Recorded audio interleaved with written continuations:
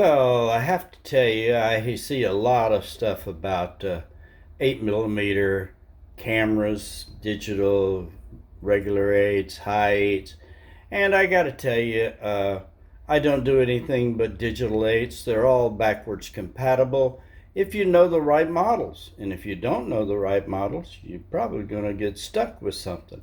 But also, I have something that probably it's almost impossible to get. What is that?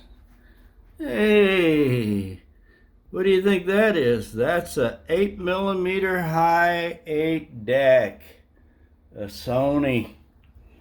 I've been using that for a couple years now. One of the best things that ever was. But let me tell you something. We got to do something about all these cameras that are for sale. Everybody thinks they're worth $1 million. And listen, you can get taken to the cleaners with this stuff. Okay?